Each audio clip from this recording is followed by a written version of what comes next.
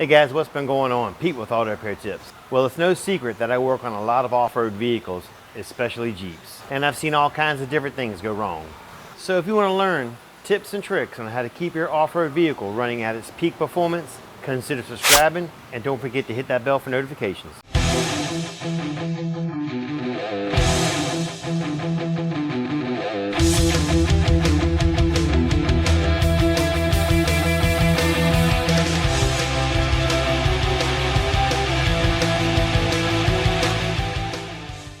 In this video, I'm working on a 2008 Jeep Wrangler. The customer was getting ready to head to the beach this weekend and do some off-roading when all of a sudden, out of nowhere, while she was in stop-and-go traffic, that front end started shaking so bad she couldn't even hold on to the steering wheel. She immediately pulled over, called me, and we had it towed in. I got it up on the lift, started checking it over, and found a few things that needed attention. But check this out. This right front wheel, you can't even spin it. When I pull down on this wheel, it should spin freely.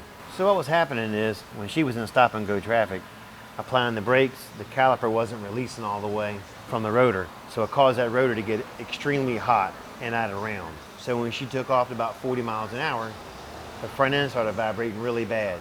So bad she couldn't hold the steering wheel. So what we're going to do to fix this is we're going to replace the rotors, we're going to replace the calipers, we're going to replace the front brake pads, and the brake lines. All right guys, here's your pro tip.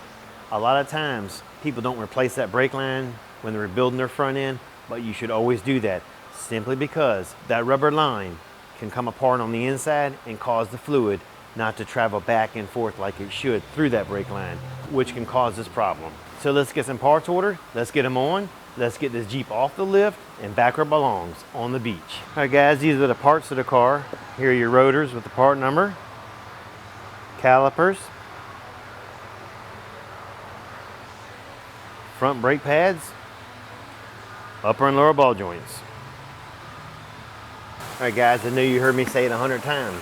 If you jack your car up in the air and you're at home, always use caution. Make sure you use jack stands. Last thing you want to do is have a car fall on you. That's the way to have your weekend come to a quick end. This Jeep's got spacers on it, so now we'll go ahead and take the spacers off. You're looking at the rotor, it's definitely blue where it's been hot.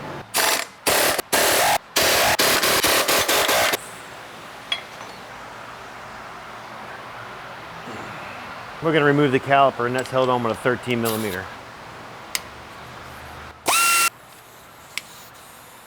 We'll get a screwdriver and pry and take the caliper off.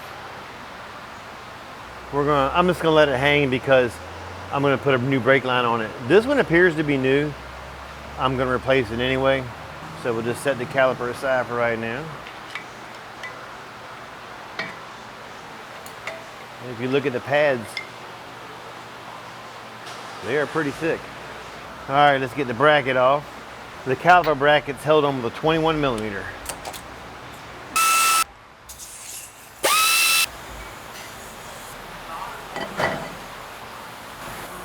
Spinning the wheel bearing, I can feel skips in it, like the bearings are starting to go out. I may have to put bearings on this too. I'm gonna go ahead and get the wheel speed sensor out of the way. That's held on with a number 5 Allen head. That sucker's in there.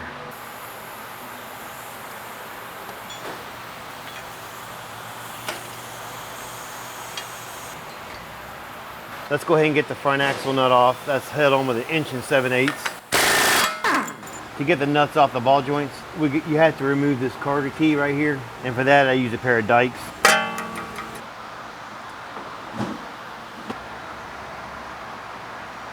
You just gotta be careful. Just take your time and keep working and it'll come out. Last thing you want to do is break it up inside there, because then you'll be a pain in the butt trying to get that nut out. There you go. I use an 1 1/8 inch socket to get the lower nut off the ball joint. Let me hold it so you can get it on and turn it. All right, break it loose. Yeah, if you can. So, yeah. All right, came off?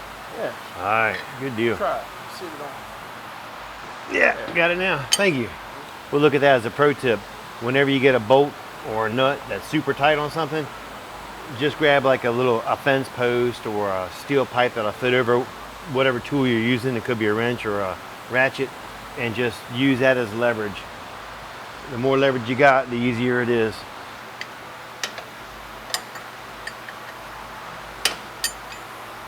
All right, go ahead and take the tie rod ends off. They're held on with a 21 millimeter.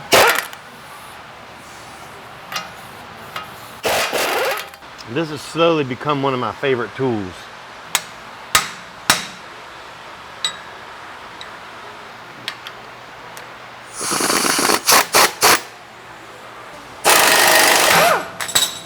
Boom, just like that. When you get those stubborn tie rod ends that don't want to come out, this thing is amazing. And you don't destroy everything. Boom.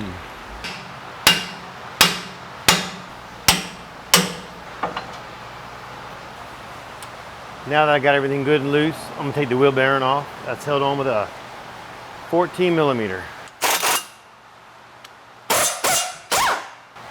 No, it's not. I just lied to everybody. It's a fucking star. Why's it got to be a star? I'm gonna use a 13-12 point to get the bearing bolts out. You don't see that a whole lot. The upper ball joint, the shaft part stayed in the knuckle when it came out. Definitely was worn out. After getting the universe joints installed, they're just not sitting quite right. So I've ordered a right side axle assembly because she was having vibration really bad on the right hand side.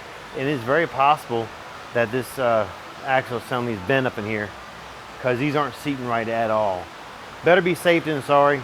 Meanwhile, I'll go ahead and get the upper and lower ball joints pressed out. This thing is so rusted together, I'm gonna put a little heat on it, help get it out, to get out. Now I'm doing the upper ball joint, and it has basically fought me too. It was so bad, the upper part, ball joint just fell apart. It's been one pain in the ass. I even had to break the torches out. Get the freak out of here. Holy shit. I can honestly say I've never had a set of ball joints fight me this hard. And I'm honestly gonna tell you, this is not, you come across one like this at home, you need to take it to a shop.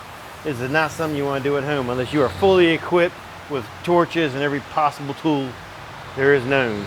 I'm about ready to throw this crap through the wall. You got it?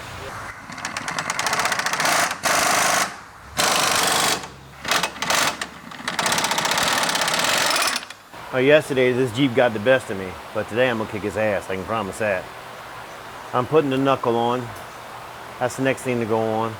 Make sure you put the grease fittings on, and we gotta make sure you go back in with your Carter keys. Very important because you don't want this nut backing out while you're driving. Let's get the top one on. All right, we're rocking and rolling now, baby. For some reason, the new shaft didn't come with a grease cover. So we'll slap her on now. Now let's install it. Axle. There we go. Went ahead and got a new wheel bearing. This is the part to it. And the new wheel bearing comes with the ABS sensor. It's always best to start these bolts by hand because the last thing you want to do is cross thread your new bearing. I didn't show you this step, but make sure you put a little Loctite on these bolts. All right. And don't make the common mistake I just made.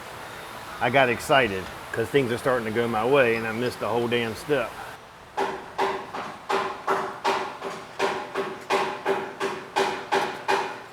All right, guys, I just got off the Snap-on truck. Got my 1/4-inch drive electric ratchet. We'll see if it's worth the money. I'll be doing a tour review soon.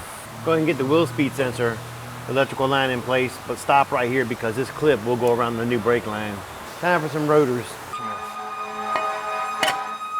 All right, when you install your new rotors, it's gonna come with like an oil coating on it. Make sure you clean it off and try to keep your hands off. You don't wanna get grease fingerprints all over it. Dang.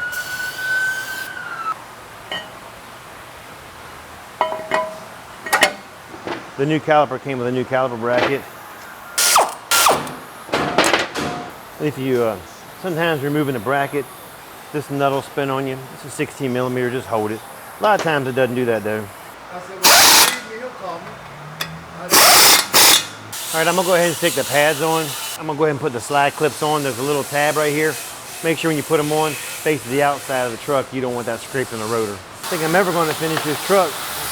4,000 interruptions. About time for my coffee run. Haven't had my 6 cups today. Make sure you use lube on the pads. This helps it slide better. And really, when you're putting it on, you don't have to go overboard. Just a little bit on each one, top and bottom, just a little bit.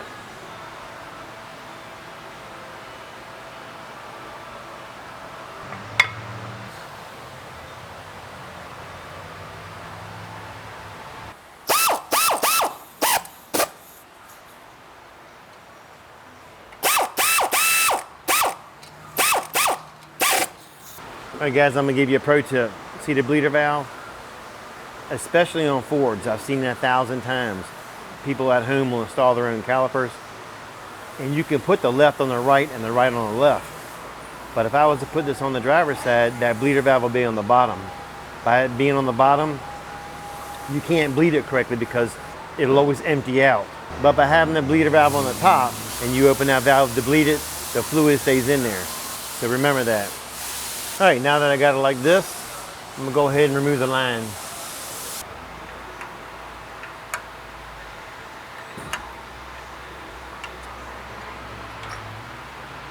Before you bolt the brake line on, start the threads on this. It's a lot easier because you can move them together.